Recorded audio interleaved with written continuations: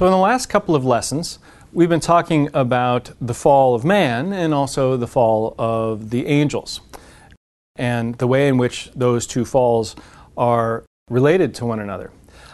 In this lesson and in the next lesson, we're going to be talking specifically and exclusively about the doctrine of original sin, what original sin really is, and what its specific effects are.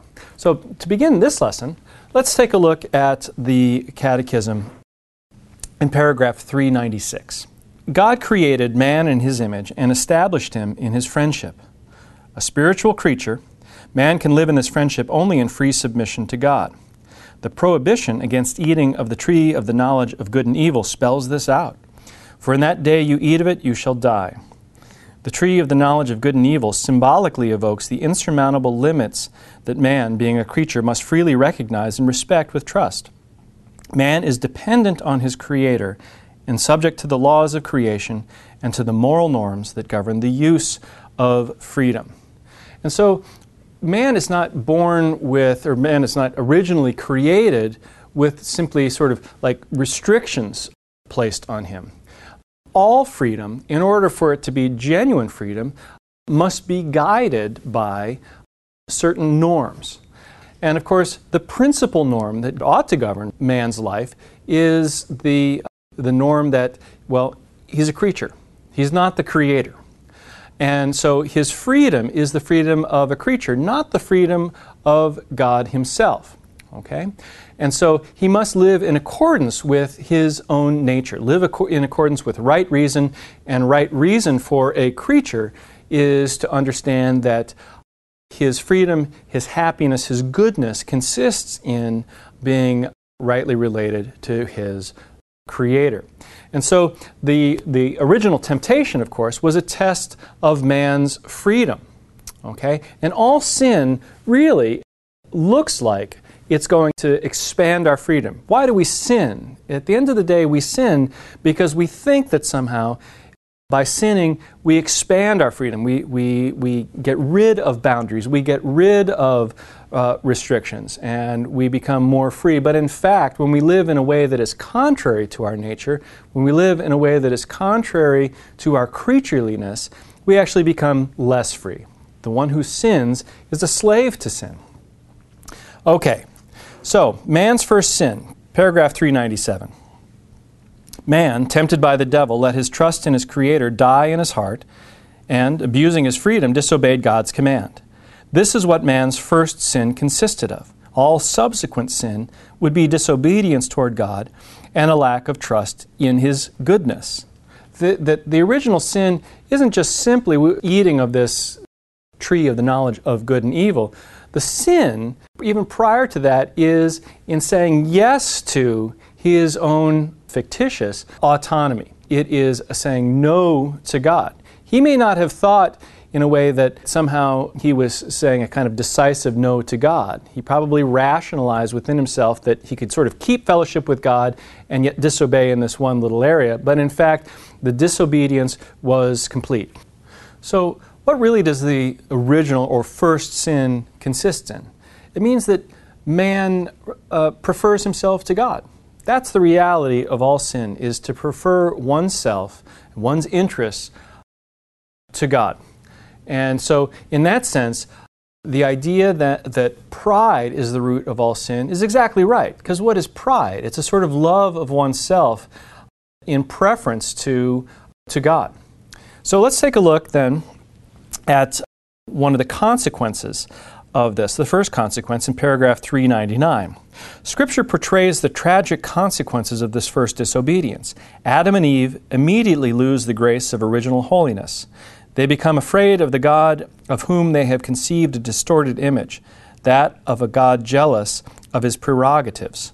Okay, so that really the first thing is that God with whom they had a friendship, now not a friendship as friendship amongst equals, but a friendly relationship with, that they were in an easy fellowship with God, that now is gone. Now they become afraid of God. You will recall that, of course, they become aware of their own nakedness, And what do they do when God approaches them, when God, as speaking symbolically in the Bible, God is walking in the garden in the cool of the day? They hide themselves from God. Okay? That the natural sort of impulse when one becomes aware of one's sinfulness is to hide from God, not to run into the loving arms of a God who's wanting to forgive, but to run away from God, to hide ourselves from Him. And so now they have a distorted image of God, a God who has His claims, a God who seems to have His claims that are contrary to the good of man and woman. And well, that's completely false, of course, because what does God desire? What is God's claims? God's claim on us is one that is intended for our happiness. God desires our blessedness, our happiness. Of course, the sort of happiness that man and woman originally enjoyed in the garden. Well, now, man and woman in a state of sin think that God is, or it appears that they think that God is wanting their misery, that God desires just simply to punish them for the sake of vengeance. Okay? And that's a completely false understanding of the justice and the goodness of God. Let's take a look then, paragraph 400. The harmony in which they had found themselves, thanks to original justice, is now destroyed. The control of the soul's spiritual faculties over the body is shattered. The union of man and woman becomes subject to tensions. The relations henceforth marked by lust and domination. Harmony with creation is broken. Visible creation has now become alien and hostile to man. Because of man, creation is now subject to its bondage to decay, etc. So the harmony is completely destroyed. Not just the harmony between man and God, but man with himself, man with the woman, and woman with man, and then humanity with the rest of visible created order. So we said that the harmony that characterized the cosmos before the fall now is completely destroyed. Why is that? Because the fundamental relationship, which is the rational creature with his creator, has now been destroyed or has been damaged, has been wounded. And as a result, there's a kind of domino effect. Man who is no longer in harmony with God is no longer in harmony with himself. And so his lower impulses of his body, those are not anymore completely ruled by right reason. And so he becomes subject to his emotions, his desires, and so forth. His own love of self, which competes for love of God. He becomes alienated from, or his relationship with the opposite sex now is damaged. Though they still desire one another, man and woman are both, in a way, suspicious of each other. And now the visible created order that he had a sort of benevolent dominion over becomes hostile to him. So, the animals with whom he had a peaceful and harmonious relationship now are potential threats. The ground which yielded naturally its fruit for him now is something that he has to work in a way that is toilsome. Okay? Labor now becomes a burden. All right? So that harmony is completely destroyed because of that one decision. Now let's take a look at the Catechism for one more point here. This is paragraph 401. After that first sin, the world is virtually inundated by sin. There is Cain's murder of his brother Abel, and the universal corruption which follows in the wake of sin. Likewise, sin frequently manifests itself in the history of Israel, especially as infidelity to the God of the covenant and as transgression of the law of Moses. And even after Christ's atonement, sin raises its head in countless ways amongst Christians. Scripture and the Church's tradition continually recall the presence and universality of sin in man's history. So what happens as a result of sin? Well, first of all, again, there's that harmony that is completely destroyed, that primal harmony.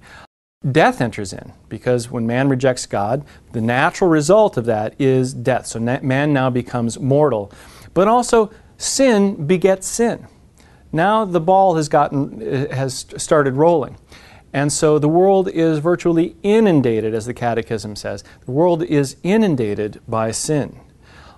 Sin, unless there is a solution to it, just simply begets more and more sin and evil.